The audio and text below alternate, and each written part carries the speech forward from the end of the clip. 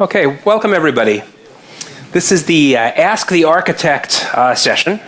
So this is how what lazy speakers do, because if you have a question and answer session, you don't have to prepare a presentation or practice. It's a little bit like in a lot of martial arts, like Aikido or Jiu-Jitsu, where it's important to use your opponent's momentum against them.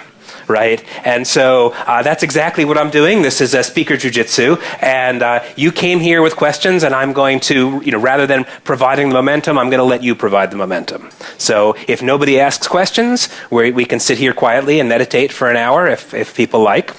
And the way we've set it up is that Remy is here to facilitate. And so if you have questions, you can post them on Twitter with the hashtag Ask Brian, and Remy will be looking for questions. Vous pouvez poser vos questions en français, c'est l'intérêt que moi je les lise. Je lui retraduirai n'importe comment en anglais. And you can also go to both mics on both sides of the room. They are enabled, so you can ask questions there too. So there's really no excuse for not getting your questions asked. If you're too shy to ask at the microphone, you can do it on Twitter. You can even make up an anonymous Twitter account to hide your identity if you have to. It's fair game to ask about Java past, present, future, Java 8, Java 9, beyond Java 9, whatever you want. I'm very lazy. I've prepared nothing. Who's the brave soul who wants to start?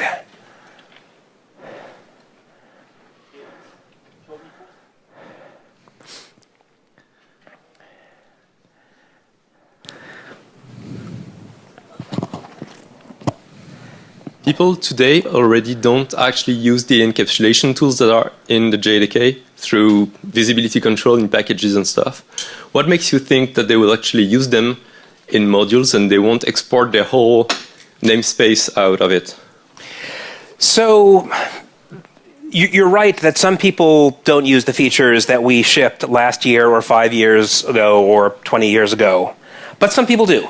Right, and so our goal is not necessarily to force everybody to come up to the current level, as much as to enable people. And the people who are in the most pain are the ones who are most likely to embrace the new tools, right? So if you're writing a small application and you have a few hundred classes and one jar and 3 dependencies on your class path, modularity may not be very interesting to you, and you don't have to use it.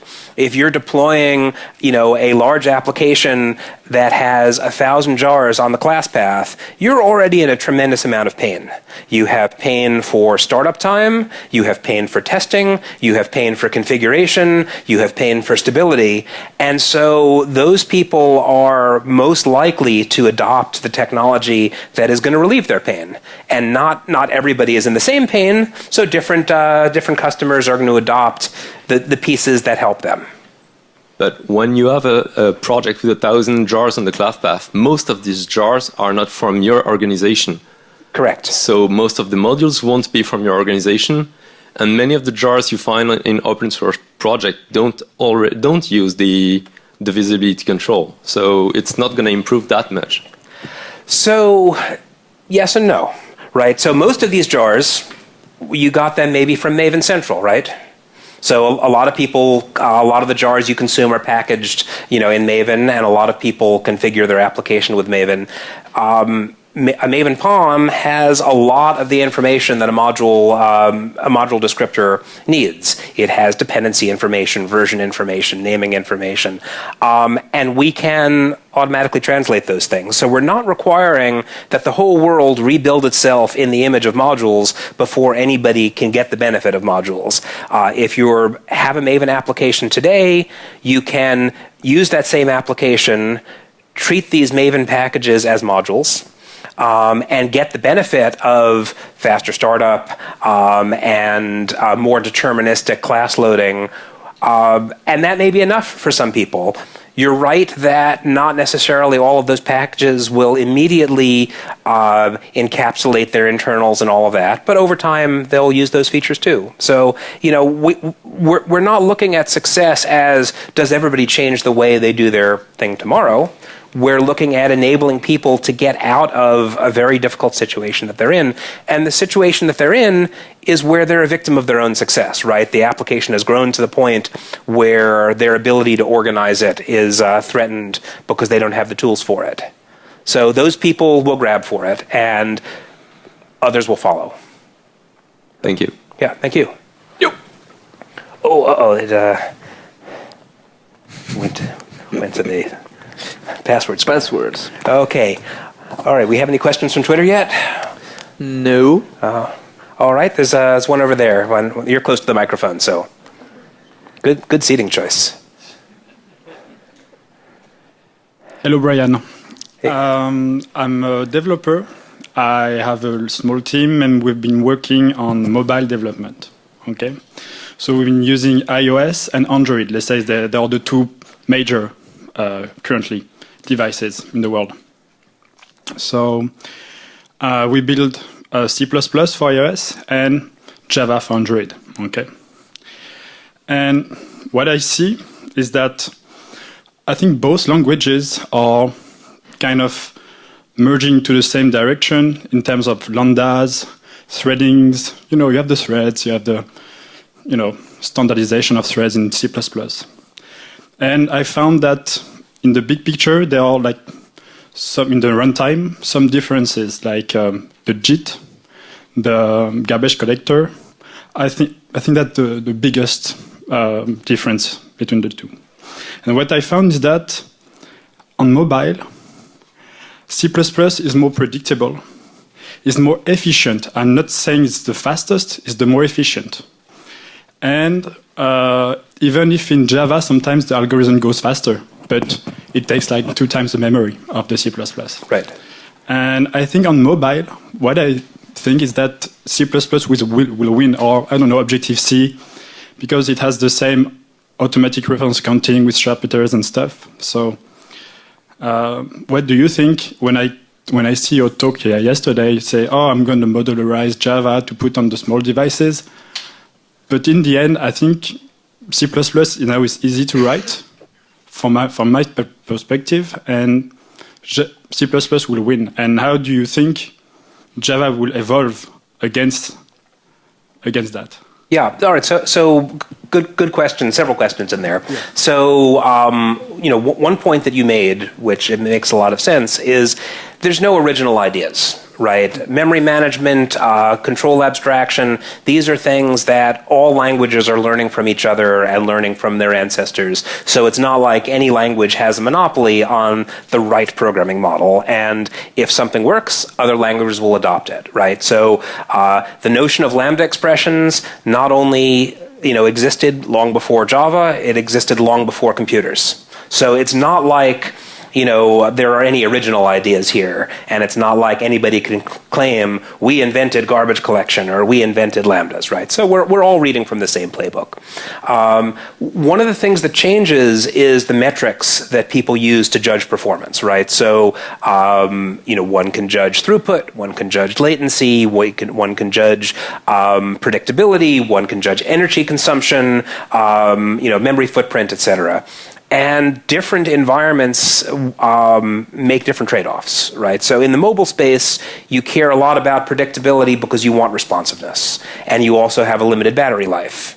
And different compilation approaches and different garbage collection approaches may have different characteristics. And so I expect that, for example, garbage collection will evolve to provide better responsiveness. So the trend in garbage collection is towards regionalized collectors.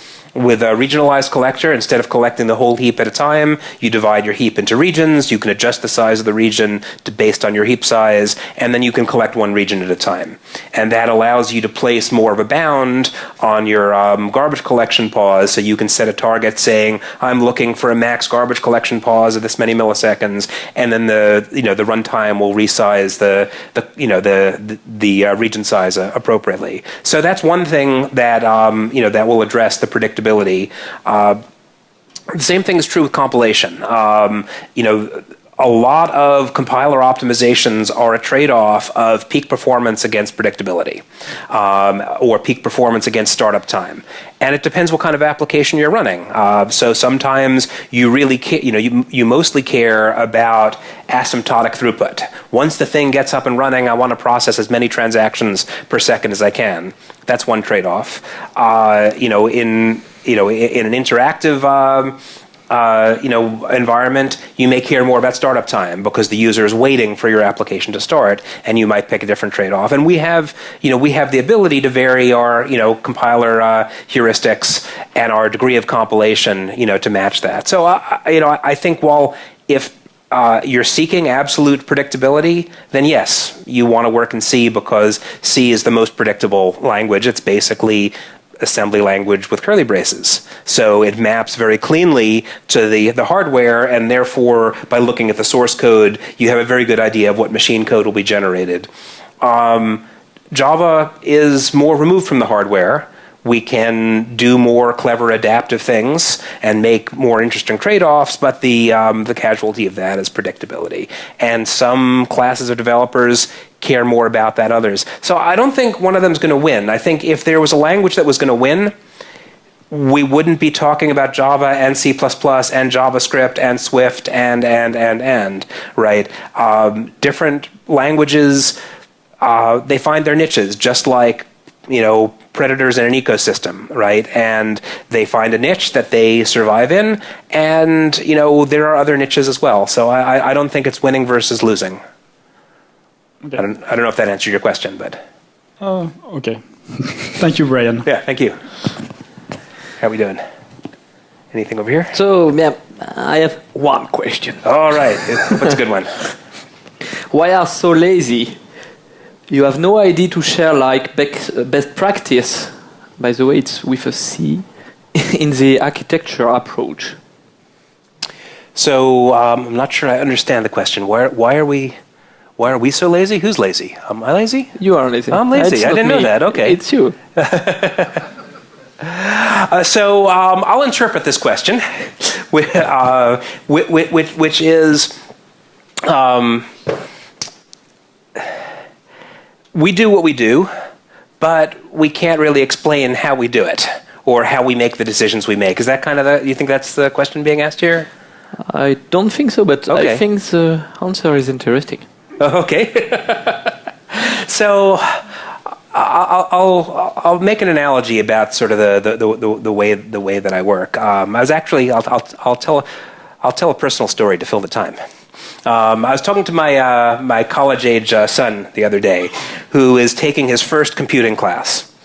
And he is more interested in literature and history than he is in computing. And, of course, this is a little disappointing, but, it's his life. It's not my life. So, and he was complaining because he felt like his computing homeworks took him too long to do. And when I asked, for more information, it wasn't that they took so long, it's that he never knew when he was going to be done. Because if you're assigned a 400-page book, you know about how long it takes to read that. And certainly, when you're 200 pages in, you know you're halfway done. Whereas with computing, very often, you're nowhere done. And when you're in the middle of that nowhere, you don't know if you're 5 minutes away or 5 hours away or never going to get there. And my work is a little bit like that. I beat my head against hard problems, sometimes impossible problems, looking for a way to simplify the problem enough that it can be reasonably implemented. And we have a good track record of doing that, of delivering reasonably simple solutions to impossible problems.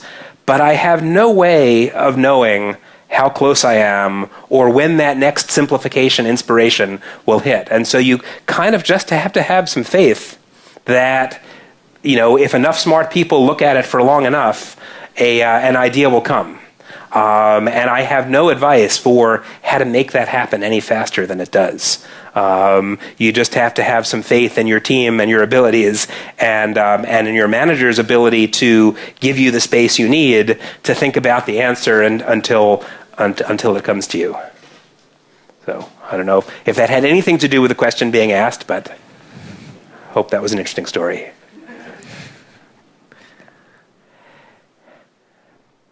Yeah.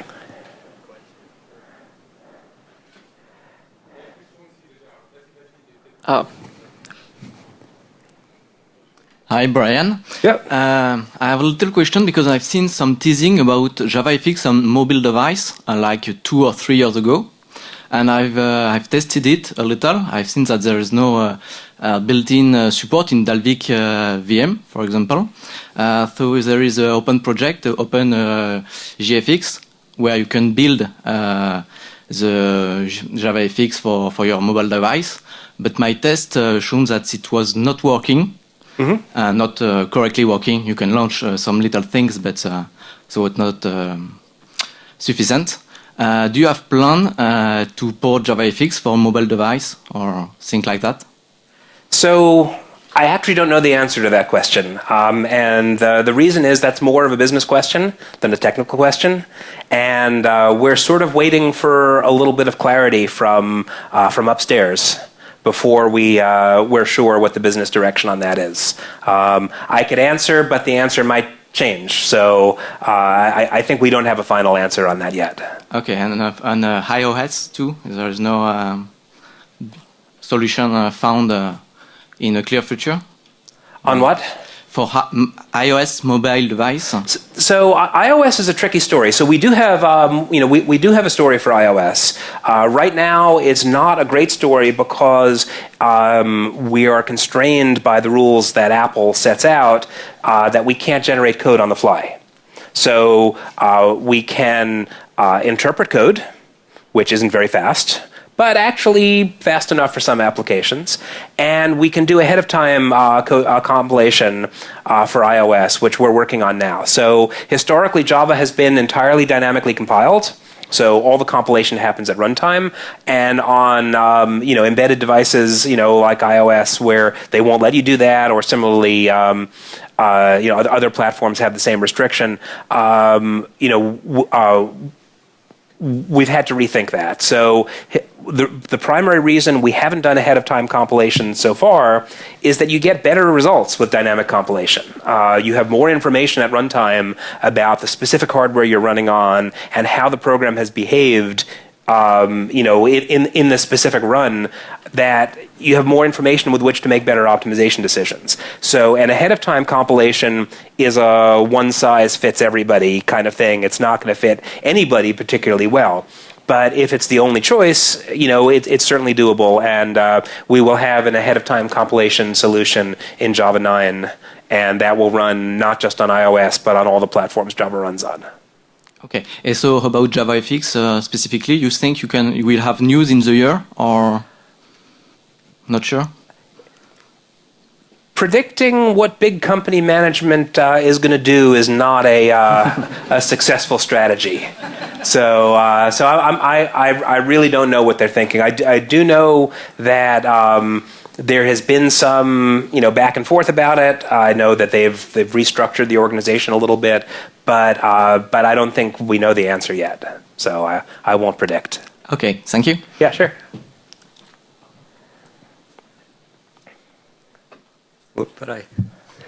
Hi, Brian. Hey. I got 2 questions. The first one is about modularity. Yesterday you talked about the project Jigsaw, and I wonder if it's possible if it would be possible for modules to 2 modules to use different versions of the same libraries, or is it out of the scope of? So the answer is yes and no. So in the sort of default mode, you can only load one version of the same module. And for many applications, this is perfectly fine. For containers, like Java EE containers, that are going to load multiple applications and each of them might need a different version of a module, we do have a story for that. So there's a mechanism for dynamic configuration of modules. So ordinarily, the module graph for an application is static. The application expresses its dependencies. It finds all the dependencies at startup time, and then off you go. And that, like I said, should be good enough for standalone applications. For container-based applications, we have a mechanism where the container can basically create a bunch of, virtual independent module graphs. And so it says, for this application, here are the the modules, the versions of modules I need. I'm going to load them in a different class loader. It's going to make sure that you can't see across class loaders, and so each one is effectively isolated from each other, and they each have their own configuration. So it will be possible, but it's not going to be the out-of-the-box hello module, first program you write with modularity. My other question is a bit historical about getter setters. Yeah, I wondered if there are plans to add syntactic sugar to remove it or something like that. So, properties. Properties is that's a question that comes up every time. I think most people at this point agree that getters and setters was a mistake. It doesn't provide a lot of encapsulation. It makes for a lot of boilerplate code that either has to be written by hand or generated by an IDE. And even if the IDE generates it, it's not hard to write. But remember what I was saying in the keynote about the most important thing is reading. And all of that boilerplate code gets in the way of readability. If we could turn the clock back 20 years, a properties-based approach would definitely be better than what we have now. So the question is it more trouble than it's worth to try to change, midway? And if you think back to Project Coin, and Remy has some of the scars from this particular experience, there were many proposals made for improving Java, including multiple properties proposals. And the most bitter arguments between, on the Coin dev list were the ones between proponents of different properties proposals, where everyone agrees that we want properties, but it's a little bit like the blind men and the elephant. Different people have different ideas what properties are supposed to be, and then one person says, well, properties are this, and someone else says, no, you idiot, that's not properties, this is properties, and you can repeat as you go around the circle. And so, it's easy to say, everybody wants properties, we should do that, but when you try to dig one level deeper of what are properties, is it just about getters and setters, is it about overloading the dot, is it about notification and events and all of that, you start to see that opinion fragments into a lot of different camps. And the worst thing to do would be to pick one of these properties proposals and do that, because then the proponents of the other n-1 ideas would be even more unhappy than they are today, right? And so I do believe it's possible that we can make this better in the future, but this is sort of the third rail of. Do you know this expression in French? Third rail. Third wheel. Well, no. The electric. So in at least in the U.S., the electric trains. So there's two tracks for the train, and then there's a third track that has the electricity. And if you touch this, you'll be dead. And so usually it's covered with a protective housing, and there's a contact that the train makes. But of course, every year, some number of people who are very brave. Accidentally get electrocuted from this. So properties are the third rail of Java language discussions, because it always ends up devolving into you don't know what properties are. No, you don't know what properties are. So I think there's some possibility for improvement, but it's a difficult situation. I hear you. Thank you. Thank you. All right. Looks like we've got a question in the back there. Hello, Brian. Hi. This morning you talked about value types and how they are supposed to be classes that behave like int. I was wondering if it could open the way to something like operator overloading. Yeah, so that's a great question, and this is once you start talking about a mechanism for alternate numerics. The operator overloading question is the obvious next question.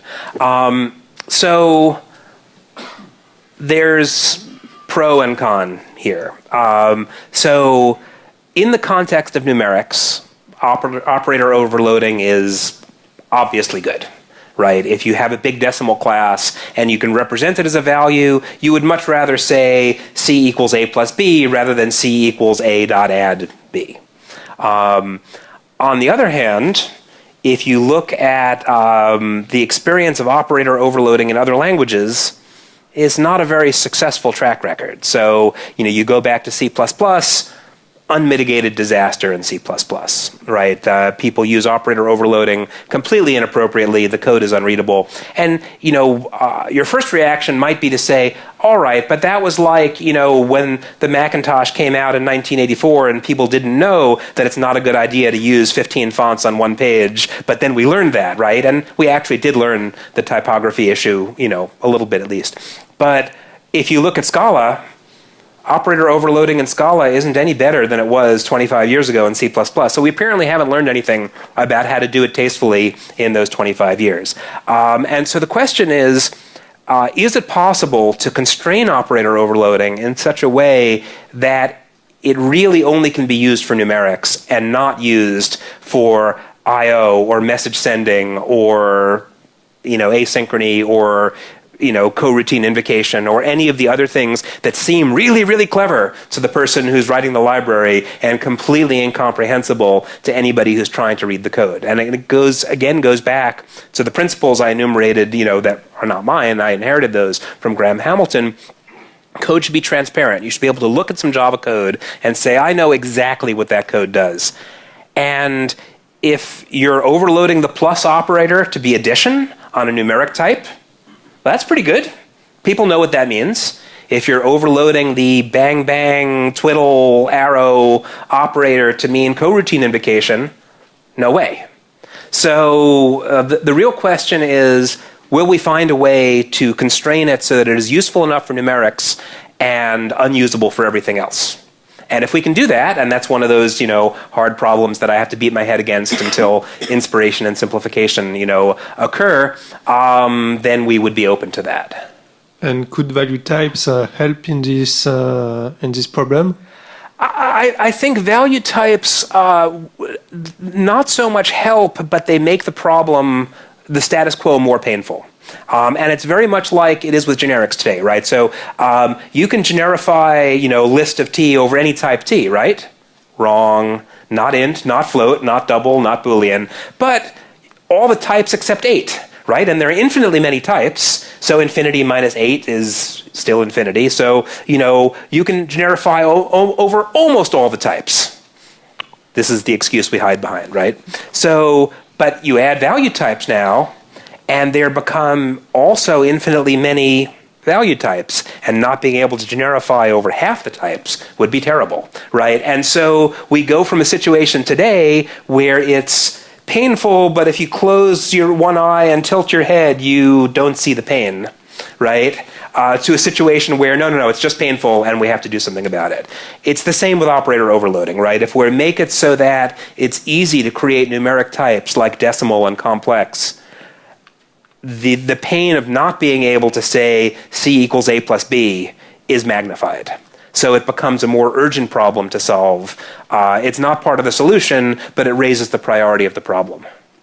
Okay, thank you very much. Yeah, thank you.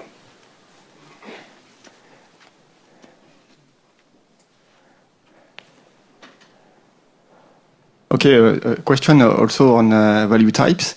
You say that in classes can behave like int. Do you think that int can behave like a class? I mean, it can value type open the door to have int extend object and have behavior. Yeah, so that's a great question. I think that's one of those. It would be nice to sort of go in that direction, but I'm skeptical that we can pull that off without there being a visible gap between the worlds of real objects and the world of fake things that try to look like objects. And, my current thinking, and this may change many times over the next few years, is that that gap is real, and so we should acknowledge it and not pretend it's not there. So we can treat this as making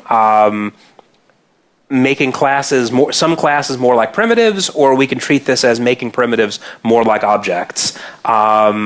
I don't really like where the latter approach goes, and in particular, there's a lot of pain there for memory layout, right? So one of the questions that came up on the Valhalla dev list is, why not just add a new top type, call it any or anything or whatever, and make everything extend that? And from a type system perspective, that's beautiful, right? Because now the type system is working in your favor. So that's great from the programmer's perspective.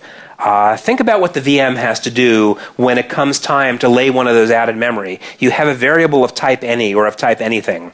That means it can hold either an int or a long or a pointer or, and what that means is there's more work for the VM to do to ensure that you can't accidentally use a reference like an int, because that violates the security model. And you're going to be more wasteful of memory, because if you have something that might be an int or it might be a long, you have to reserve enough space for the biggest thing that it might be, or have another indirection. So an important design goal as we evolve the platform is we want there to be a straightforward mapping from the language model to the VM model to the hardware model. And the fictitious type called any or anything looks very nice at the language model, but the mapping to the hardware is terrible. And I don't think we could sell the world on, well, we can make the code look prettier, but the cost is everything takes twice as much memory. We'd be laughed out of the room. So for that reason, we think a more transparent and explicit model is better, but that could change. Thank you. Another question about value types. Yep. You have in Java some non-modifiable, unchangeable objects like strings, integer, and so on, but we can't create an object like that, specifying that it can't be changed anyway. Is value types will bring that? So value types represent things that are values. What is a value? Well, numbers are values. Nominally, strings are values, but currently, as they're implemented in Java, they're references. So the central aspect of a value is it doesn't have object identity. So if I have two instances of the same value, I'm going to compare them for equality not by comparing their pointers, but by comparing their state. So two complex values are the same if their real components are the same and their imaginary components are the same. And it doesn't matter whether they occupy the same location in memory or not. With strings, I think the question that one of the questions that you've got in the back of your head is, could we make string into a value type? And that's more of a migration compatibility question than anything else. And unfortunately, I think the answer is almost certainly not, because if you look at any large code base, you will find people doing ridiculous things like locking on strings, or comparing strings by reference with equals equals as opposed to dot equals and such. And so if we tried to migrate string, given the way string is used in real Java code, if we tried to migrate string to be a value, we would break people's code. So there are certain things that are historical artifacts that we may not be able to change. But object identity exists to serve two purposes, mutability and polymorphism. And many types don't need either. So an XY point doesn't need necessarily to be mutable. We write immutable classes all the time, final int x, final int y. And we write final classes all the time. And so you can think of value types as a trade where the programmer says, I'm willing to give up certain flexibility. I'm willing to give up mutability. I'm willing to give up inheritance. And in return, I'm going to get better memory efficiency and better execution predictability, because I won't be going through as many dependent loads to get to the data. And so it's really a question for the programmer of, is the data that I'm working with something that is morally of value, or is it something that is morally more like a collection, which is designed to have its state change over time? Okay, that was the answer. The question was more on the second part of the things. It's value, immutable values for objects that we can share, copy for different treatments and so on. So. Exactly, yeah. Thank you. Yeah, you're welcome. So we have a question back there. Oh, yeah, go ahead. And you can just like queue up behind him. That way you won't lose the race the second time. Hello. I have a question about method references. Is there a reason why we can't use method references in annotation for some attributes? And is there a plan to add it in a future version of Java? Okay, so that's a good question, right? So there is a reason, but it's an accidental reason. Okay, so the restriction on what you can put as a property of an annotation is that it has to be something that can be represented as a class file constant. And right now there are, half a dozen, class file constants. You have strings, numbers, classes, etc. And that's what that's the limitation on what can go into an annotation. But that set could be expanded over time. It would take some work on our part, but it's theoretically possible. And a method reference is something that could be reasonably represented in the constant pool. It actually does have a reasonable constant pool representation. So technically, it's not impossible at all. Philosophically, we don't have an objection to that either. So it's not like we're going to say, no, that's not what annotations are for. It seems a perfectly reasonable thing that people want to do, and I totally understand why you want to do it. There's not a technical reason why not. There's not a philosophical, we're never going to do it. So now what you're contending with is priorities. Right, so we have a list of things to do this long. We can only do this many of them, or this many of them, or maybe this many of them. And where in that list does it fall? So I think it is something that you will see eventually. You won't see it in 9 for sure. Promise you that. We might consider it for 10 or later. And so I think realistically, it's one of those things that's really on the edge. There are a lot of features that are more worthwhile, and we have to prioritize based on we have limited resources and a million things everybody wants, and sometimes one thing loses to another on the priority list. There is a way to level up the thing. Provide a patch. Thank you. That certainly helps, yeah.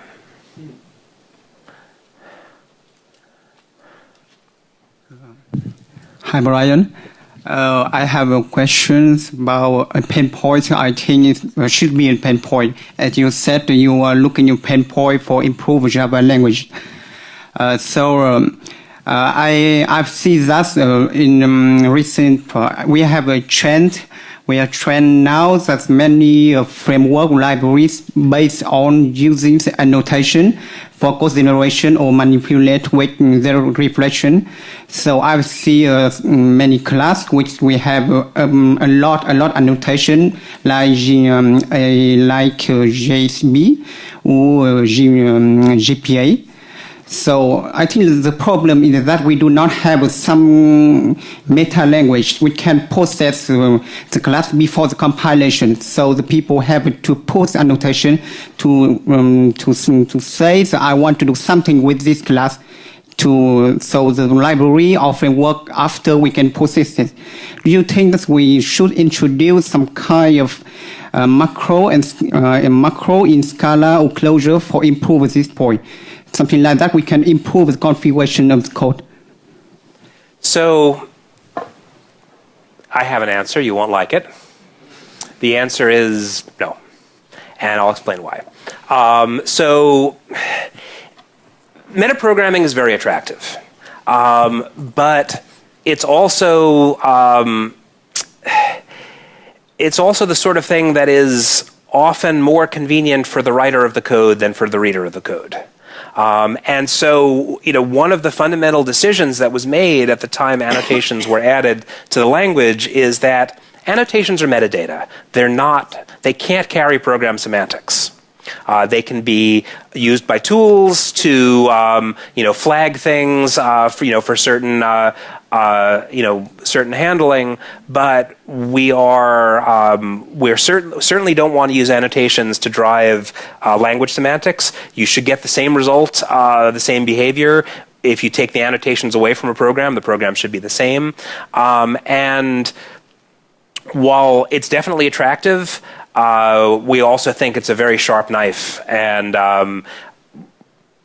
that in accordance with our principle of code should be easy to read, moving program semantics into tooling is often something that has the effect of fragmenting the language.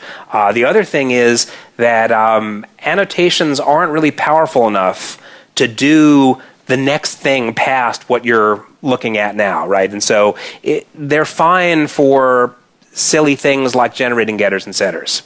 But as soon as you start to have a conflict where one annotation means one thing, another annotation means another, you have no mechanism like overload resolution for determining which of these should I inherit in priority to that. And so I believe that many of these use annotations for metaprogramming solutions.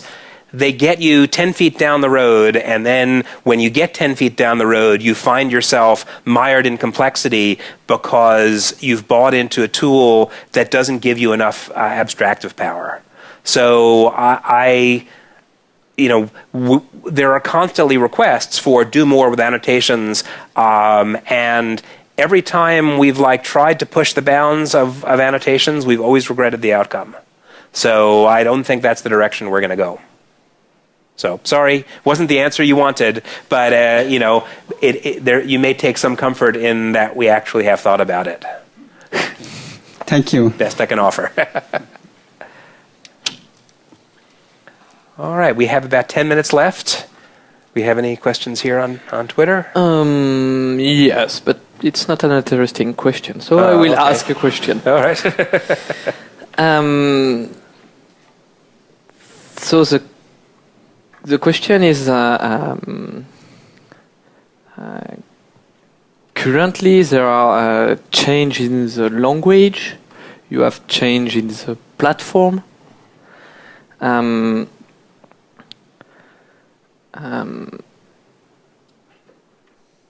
My question is there a plan to say something like, if you take Intel, they have the TikTok architecture.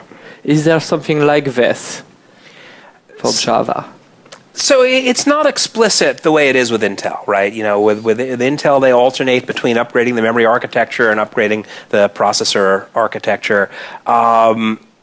It's not explicit with Java, but if you look at the approach that I outlined, in the keynote today about find the pain points, take the biggest one, beat on that, and then move on, a sort of TikTok-like thing emerges, right? And so, in Java 8, we focused a lot on expressiveness. We made a lot of progress on that, and realistically, the developer community is still absorbing the language changes from 8.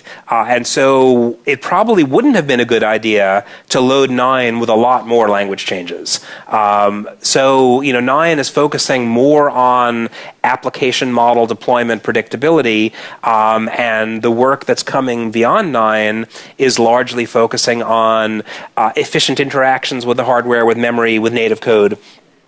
And it wasn't like this is part of a TikTok roadmap as much as, when you take the biggest, when you take the nail that's sticking up the highest and you hammer it down, now probably a different nail is sticking up the highest. And, it's going to be somewhere else. And so you focus on that. So, sort of yes, but sort of no, maybe accidentally. Yeah, question over here. Hi. I wanted to ask about security because it is under the spotlight, especially now. and especially about public key infrastructure and certificates. Is there anything new in coming in Java about public key infrastructure, security, certificates in the language or the VM or the APIs? So all of the crypto stuff is done in the APIs. There's nothing in the language or the VM for it.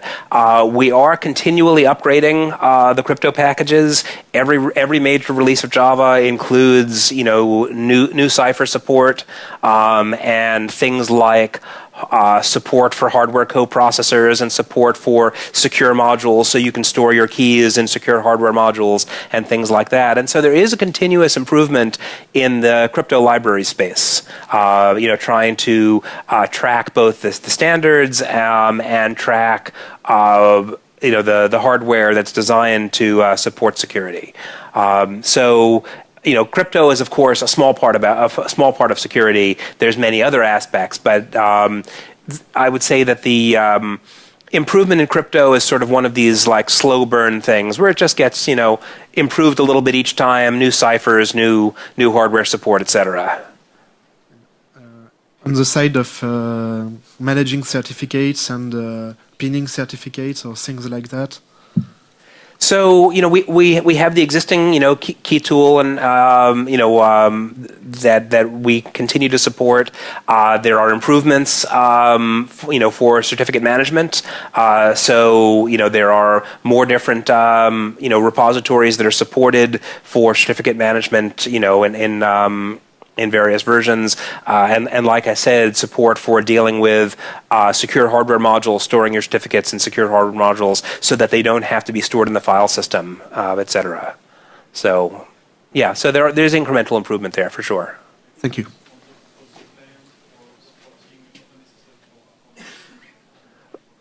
Okay, yeah. A question over here. Yeah, so business considerations aside, obviously, what do you think is the technical future of Oracle JDK versus Open JDK? So Oracle JDK and Open JDK are about 99% the same. So Open JDK is not just the reference implementation, it is our implementation. There are a relatively small number of differences. Some of those differences are accidental. So for example, early on in the Open JDK days, there was a open source font renderer in the Open JDK, and then there was a proprietary font renderer in the Oracle JDK, which was better, but we didn't have licenses to redistribute the source. And most of those accidental differences have gone away. We've either replaced one or the other in order to converge the code bases. The remaining differences are largely commercial features that we've made the decision to keep closed. And we have a sort of philosophical approach about what should be open, what should be closed.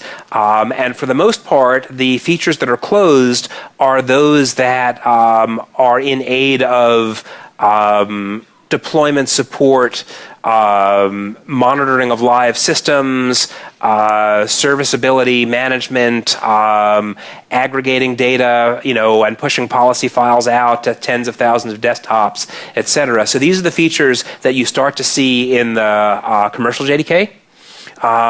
Whereas all of the improvement in libraries and garbage collection and all of that all goes into the open. So the core technology goes into the open, and some of the enterprise technology goes into the Oracle JDK. And you can you can download the Oracle JDK without, it's not behind a paywall or anything like that. But to use the commercial features, you have to have a license. All right, thanks. And so would you say then that, you get lots of proprietary software where they tell you to use the Oracle VM rather than Open JDK. Do you reckon that's a bug, if it is truly the case, or does it tend to be a misconception?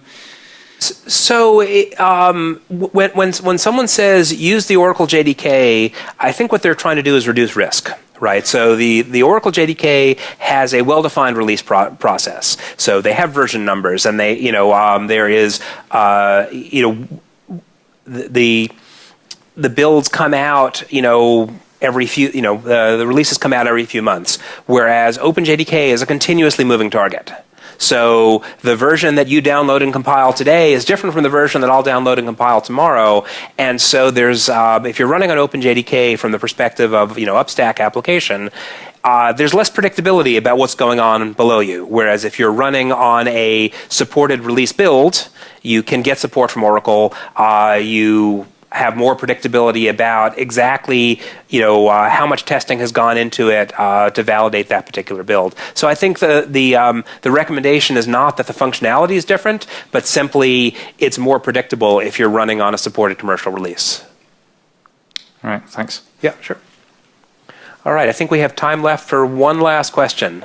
Who's got a good one? No pressure. Hello. Yeah. I have a question about GEE. Mm-hmm.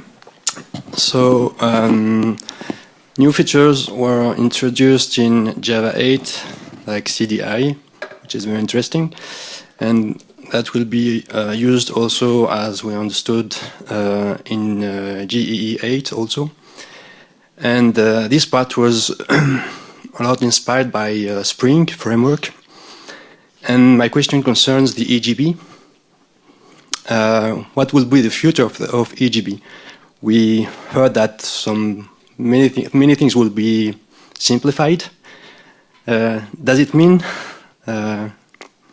maybe it will completely disappear or not? So what will be the philosophy EGB against lightweight containers? So I have no idea. I will say that there's certainly a recognition that the original EJB design was, let's call it, over-engineered. The vast majority of developers preferred simpler, lighter weight mechanism, and those succeeded in the marketplace, and that preference was understood by the Java EE stewards, and the platform rotated towards that. On the other hand, they also maintain compatibility with older versions, and so they're going to have to carry around some amount of support for the older model. So I think what we've seen in the Java EE space is a trend towards simplification, co-locating configuration information with the code in the form of annotations, and I have to assume that will continue, but I have no specific, insights into the future of EJB. Thank you. Yeah. All right. Well, I think that covers it. So thank you very much for coming. I think Yolanda has one announcement to make. So go ahead. Yes. So au stand de Oracle, on est en train de donner un Java One Pass. So il va y avoir un tirage au sort à 4 heures. Donc si vous voulez passer, c'est une occasion en fait d'avoir un ticket pour Java One.